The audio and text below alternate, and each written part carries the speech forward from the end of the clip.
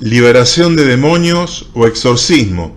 En el mundo evangélico le llaman a esta práctica liberación, pero en el mundo católico le llaman exorcismo, pero en realidad es la misma práctica. Bien, los demonios son seres incorpóreos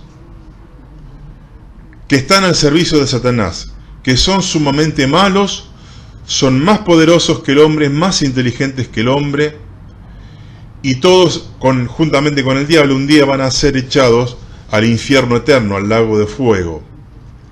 Los demonios, hemos comprobado en la práctica, que necesitan poseer un cuerpo.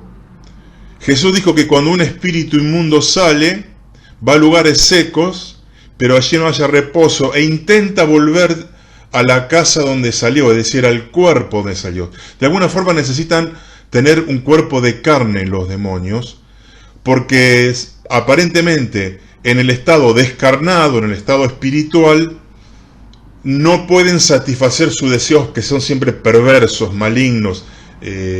Entonces necesitan un cuerpo para expresar su deseo. ¿Qué pueden hacer los demonios? Bueno,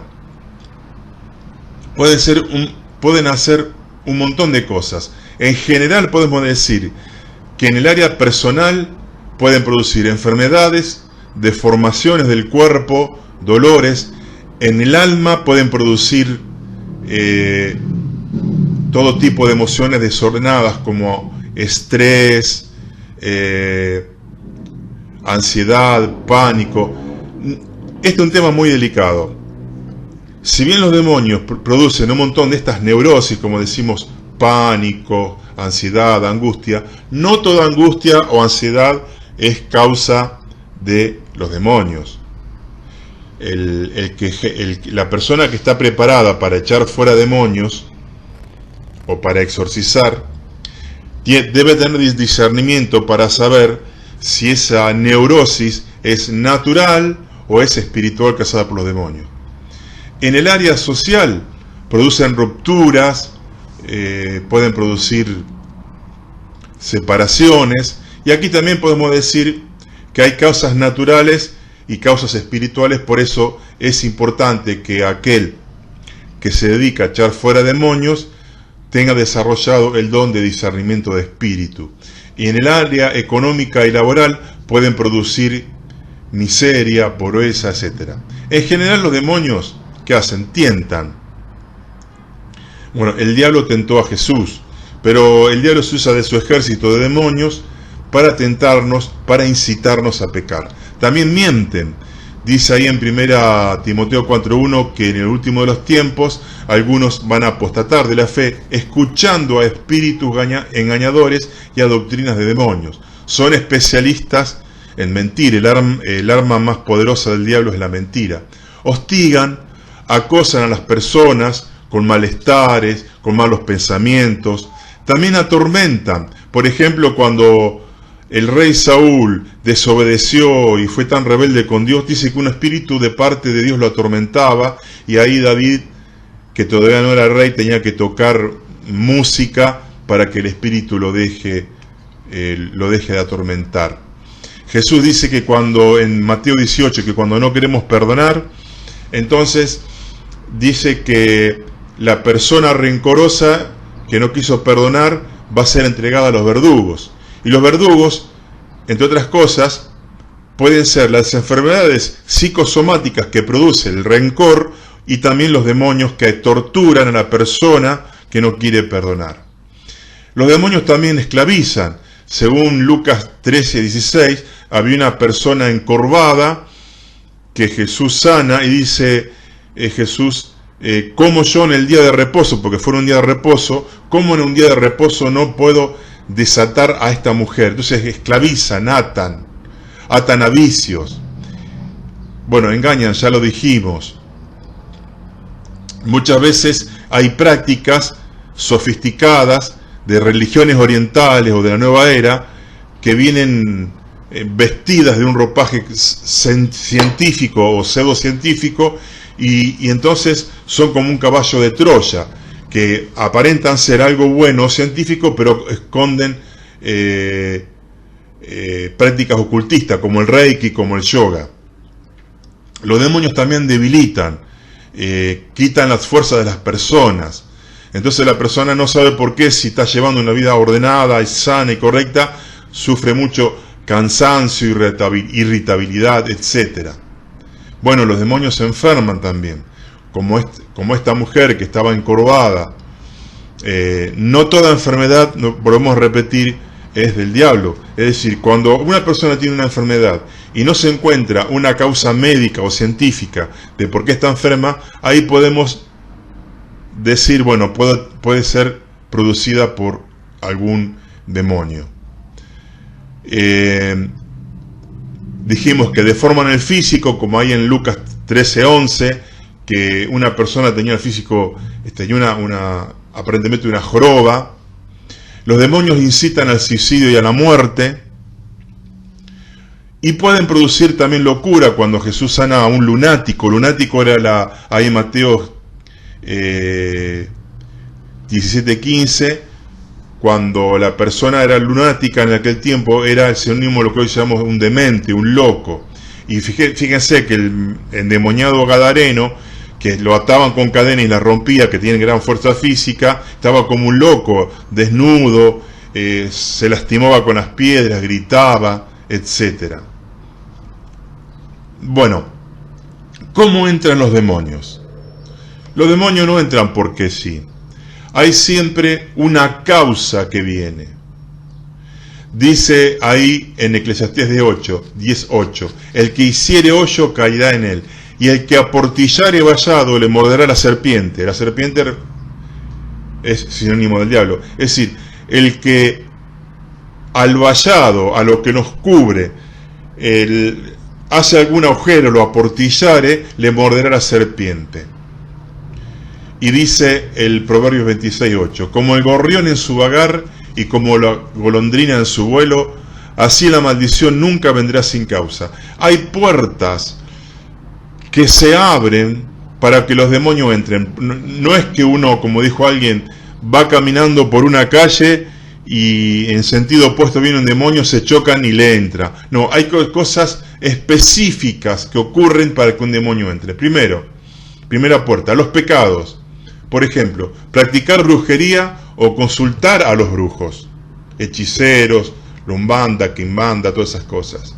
Los santeros. Perversiones sexuales, todo tipo de fornicación, adulterio, todo ese tipo de pecados sexuales hacen que los demonios entren en los cuerpos. Cometer delitos, robos, asesinatos. Generalmente las personas que se dedican a estas prácticas son habitadas por demonios. Y quiero aclarar algo. En la Biblia nunca habla de posesión demoníaca, sino estar endemoniado, que significa tener demonios. Tal vez podamos decir que el endemoniado gadareno estaba poseído porque estaba totalmente enajenado, loco. Pero no está la expresión posesión demoníaca en la Biblia. Pero sí los demonios habitan en partes de nuestros cuerpos y de nuestras almas. El aborto, que es un asesinato, produce que entren los demonios. Cuando uno se excede en emociones como en la ira, cuando la persona tiene rencor, como recién dijimos, es atormentada por demonios. Cuando uno se entrega a los vicios, alcoholismo, drogas, sustancias embriagantes, que pierde el control de la mente, ahí, cuando baja las defensas morales, entran los demonios, porque así como hay leyes físicas que si yo las quebranto, me entran los virus o las bacterias. Por ejemplo, si hace 5 grados bajo cero y yo salgo sin ropa a la calle, bajan mis defensas físicas y entran las bacterias, los virus que me enferman. Bueno, así cuando uno quebranta leyes morales, el diablo tiene un derecho legal y los demonios tienen un derecho legal para meterse y esclavizar, como estamos viendo.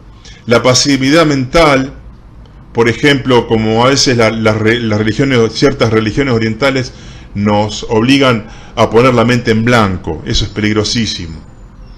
También en situaciones traumáticas, ser víctima de un abuso sexual, sufrir graves accidentes cuando la persona se asusta mucho, cuando uno sufre violencia. Miren, me tocó atender un caso de una joven que era cristiana, pero que ella se sentía que los hombres la buscaban mucho, la buscaban de una manera perversa, la incitaban siempre a acostarse con ella, y ella no era una chica que andaba vestida provocativamente ni tenía una conducta provocativa. Pero ¿qué pasaba?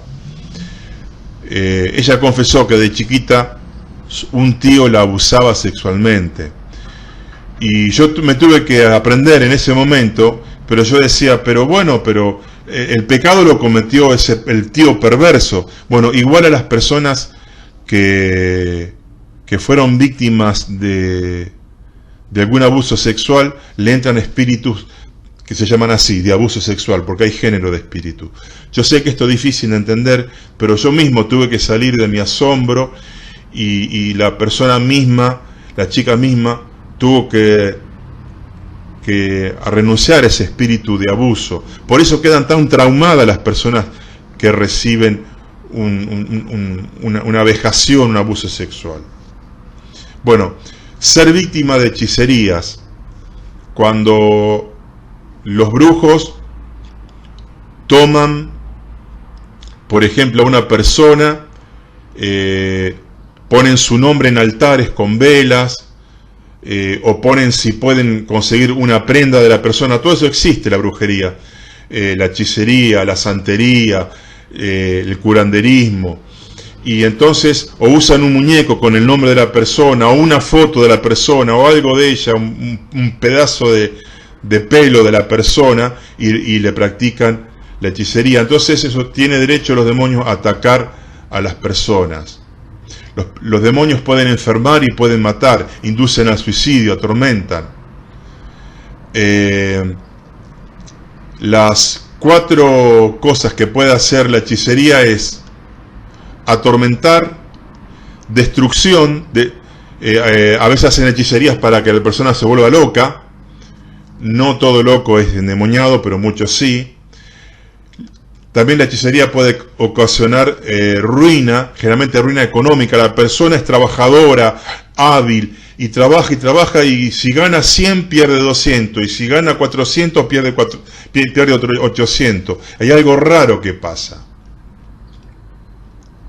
Y también se hacen hechicerías por amarre o encadenamiento. Es cuando una persona va al brujo para que otra persona sea su novia, es decir, un amarre sentimental. Entonces de repente la persona deja a su esposa por otra mujer. Bueno, esto pasa. Otra puerta por la que entran los demonios es por la llamada herencia generacional.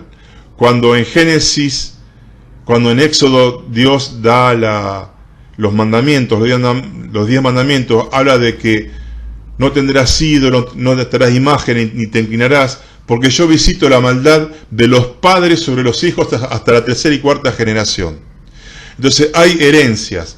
Si la persona es inocente, pero si hubo un antepasado que fue perverso sexualmente, que fue un delincuente, o una familia a la cual se le aplicó una maldición, esa maldición sigue operando hasta la 4ª generación. Fíjense que cuando Moisés se embriaga y Cam, uno de sus hijos, ve su desnudez, cuando Moisés despierta y se entera de este hecho, dice, maldito sea Canaán, que era el hijo de Cam. Fíjense, maldice a su nieto, siervo de siervo serás. Ahí vemos una maldición generacional.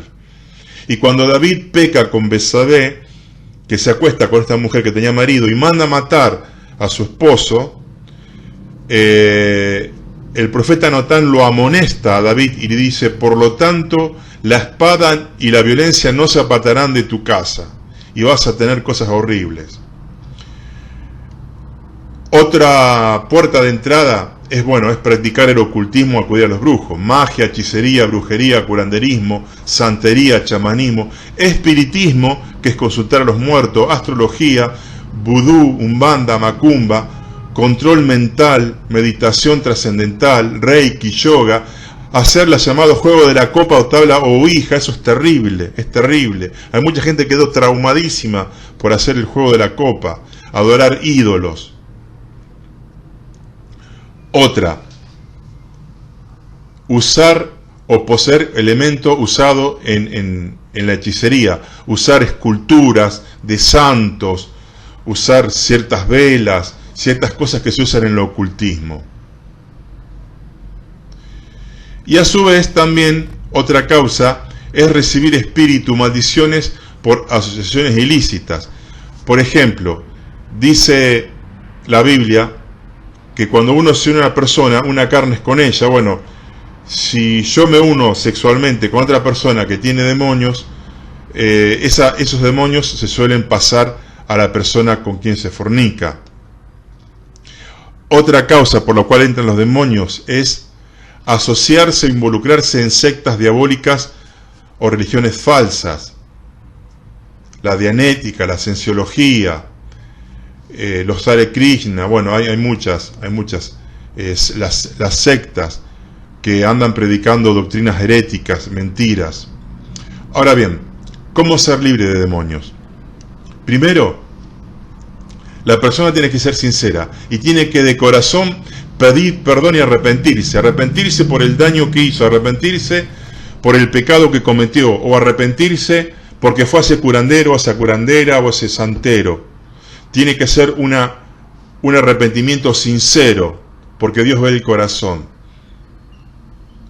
En caso de llevar anillos o pulseras dados por brujos o que están encantados, o collares que están sobre los cuales hizo un trabajo de hechicería, quitárselos.